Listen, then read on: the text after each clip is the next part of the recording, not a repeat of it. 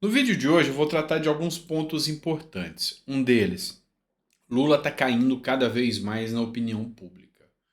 O cidadão brasileiro está acordando, está vendo que a picanha não chegou, está vendo que o amor não existe e cada vez mais cai a popularidade de Lula e cresce a decepção do brasileiro. A gente vai falar com vocês sobre isso aqui, lembrando que esse é o item número 3 do processo de impeachment, perda de popularidade, ou seja, fracasso na economia é um grande reflexo disso.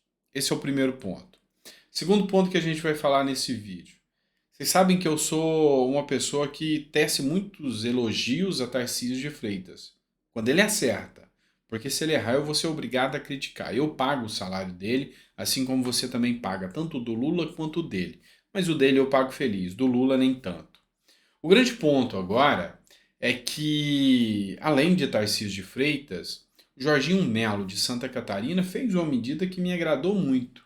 Eu tenho visto algumas falas do governador de Santa Catarina, eu vejo que ele é um bom governador, mas assim, quem pode me responder é o pessoal de Santa Catarina, de forma mais veemente. Mas a medida que eu gostei muito do Jorginho de Mello foi que ele determinou de uma vez por todas que agora vai ter policial armado na beira da escola e que atira primeiro, pergunta depois.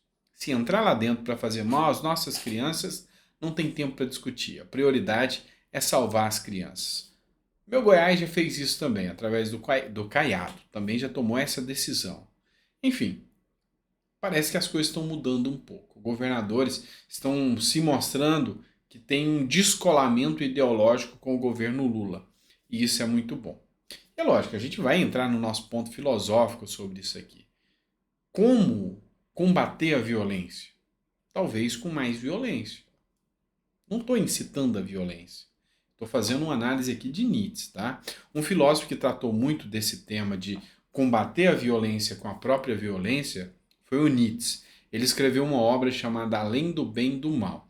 Nietzsche acreditava que a moralidade tradicional limitava a força vital e criativa dos indivíduos e defendia a ideia de que o homem deveria seguir seus instintos e desejos mais profundos para se tornar uma pessoa plena e autêntica. Na visão de Nietzsche, todo homem, e não homem do sexo masculino, homem, ser humano, todo ser humano, ele tem um instinto selvagem. E para acalmar esse instinto selvagem, tem que ter um outro com mais força do que ele. Resumindo, não se combate armas com flores. Armas se combate com arma. E a gente não pode permitir que esses monstros, esses vândalos, que são mais fortes do que as nossas crianças, porque têm armas, sejam mais fortes do que o cidadão de bem que defende as nossas crianças. Então, quando Jorginho de Mello coloca um policial armado para enfrentar esse tipo de maníaco, ele acerta e está seguindo o padrão de Nietzsche aqui. O que você acha sobre isso? Coloca no comentário. E é sobre isso que a gente vai começar falando, tá? Então, foi uma matéria da Folha de São Paulo. O governador de Santa Catarina diz que vai colocar pessoas armadas em todas as escolas estaduais. O governador de Santa Catarina, Jorginho Melo, do PL, anunciou nesta segunda-feira que pretende colocar uma pessoa armada em cada uma das 1.053 escolas estaduais. A ação é uma resposta contra o ataque na creche Cantinho do Pastor, em Blumenau, Santa Catarina. Pois bem, a esquerda está revoltada. A esquerda tem aquele discurso prolixo de que o amor venceu, são vítimas da sociedade. Tentam criminalizar a direita, falando que a direita é responsável por esses ataques. Não. Bolsonaro propôs defender as crianças com guardas armados. Foi taxado de louco. Mas é hoje que você vê as crianças aí sendo vítimas desses monstros. Bolsonaro disse que queria o cidadão armado para poder se defender. Mais uma vez foi taxado de louco.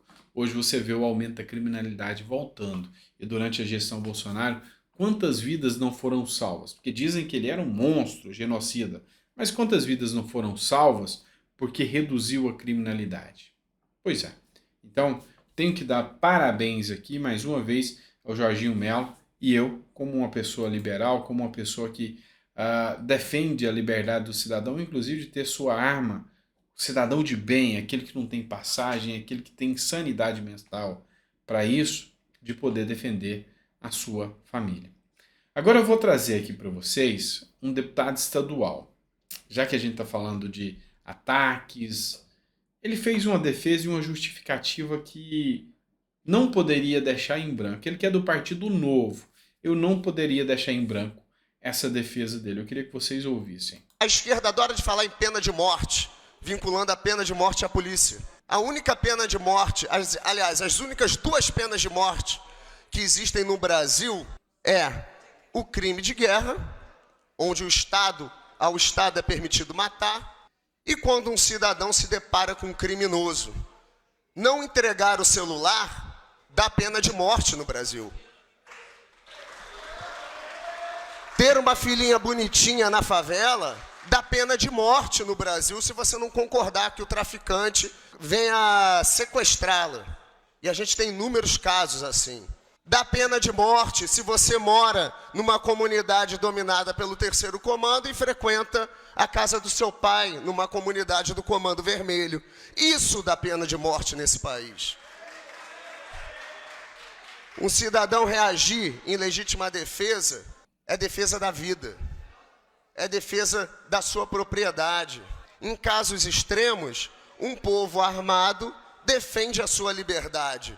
A esquerda adora de falar em pena. Essa é a visão liberal.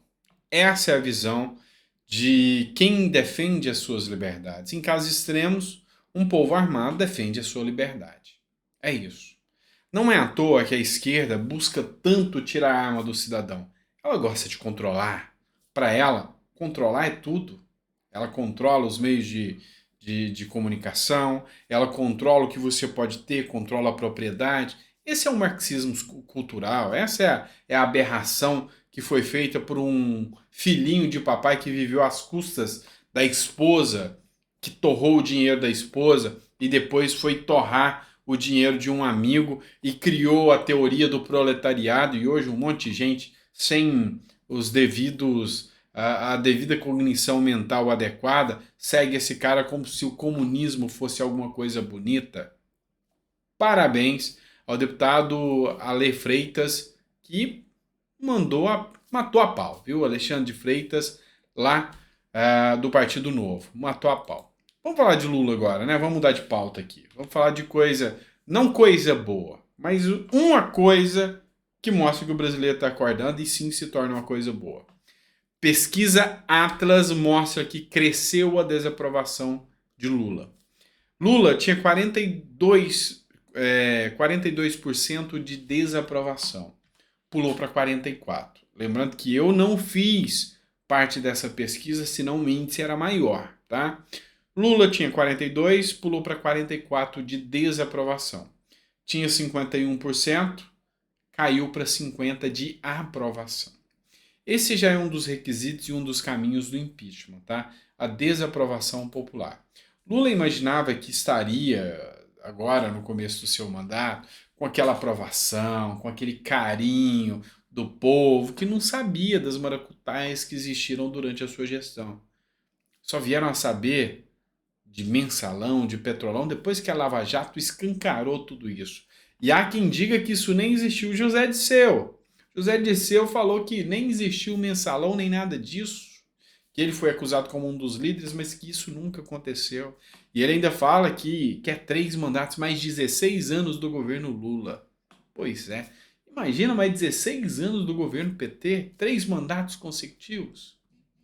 O povo não votaria. Como eles se permaneceriam ali, como eles se manteriam ali, é uma incógnita, né? É uma incógnita. Pois é, a coisa mais grave que a gente pode imaginar. E medidas como essa aqui trazem a desaprovação de Lula. Viagem dos parlamentares na comitiva de Lula receberão R$2.000 por dia, bancado por você, trouxa, e por esse trouxa que vos fala aqui.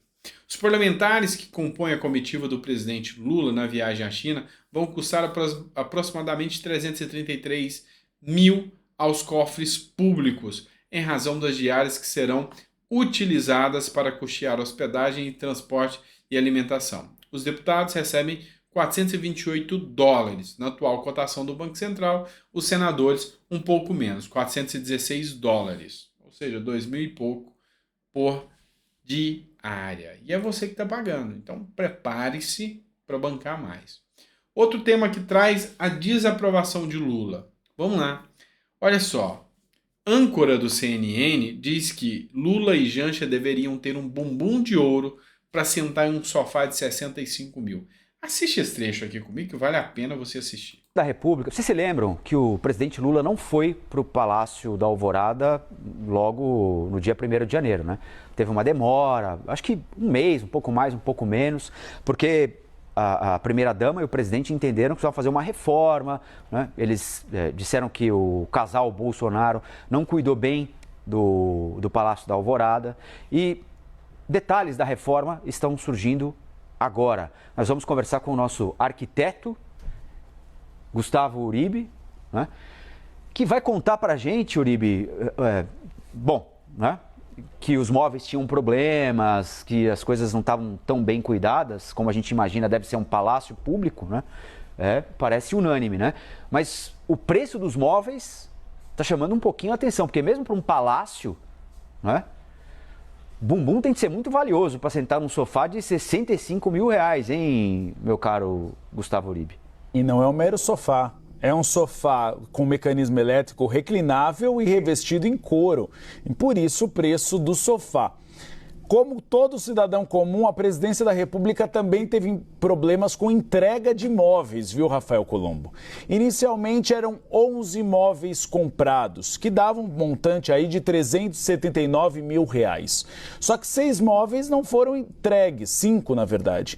E aí acabaram sobrando 6 móveis no valor de 196 mil reais. E nessa lista de imóveis que foram adquiridos para a ala privada do Palácio do Alvorada, a ala privada é o primeiro andar, onde não podem entrar visitas, por exemplo, para a segurança do casal presidencial, onde estão as suítes. Foram adquiridos, por exemplo, este sofá que falamos agora, no valor de 65 mil reais. Houve também uma cama king size que acabou sendo adquirida, revestida em couro grão natural. Eu não faço nem ideia o que seja couro grão natural, porque eu só compro móvel usado, em feira de garagem, viu, Colombo? No valor de 42 mil reais. Houve também um colchão Masterpiece Top Visco, de 8 mil reais. Uma poltrona ergonômica revestida em couro, no valor de 29 mil reais.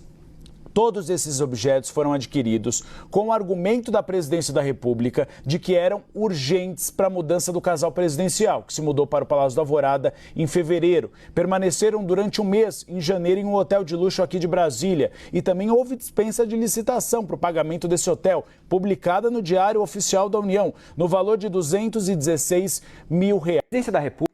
Eu fico pensando como um cidadão, como uma pessoa, pode ser tão desprovida de conhecimento, de cultura ou de raciocínio lógico ao apoiar uma narrativa que diz que a classe média ostenta demais por ter 2 televisões. Por ter 2 televisões é ostentação. E um sujeito que gasta milhares de reais do seu dinheiro para se manter no luxo. Toda a companheirada quer viver no luxo. Tem que ser muito idiota para acreditar que o socialismo ou mesmo o comunismo são coisas justas, são coisas viáveis. É o cúmulo da falta de noção ter esse posicionamento. Esse é o tipo de regime em que a massa, o povão, vive na miséria. Todo mundo vive na miséria. E só os amigos do rei têm todas as mordomias e os luxos, que via de regra trazem de outros países. Tem um filme, na verdade é um dorama. Minha filha adora dorama. As mulheres aí devem saber o que é um dorama. Onde conta a história de uma mulher que vai o avião cai e ela cai lá na Coreia do Norte, e mostra a diferença da vida da Coreia do Norte e a Coreia do Sul.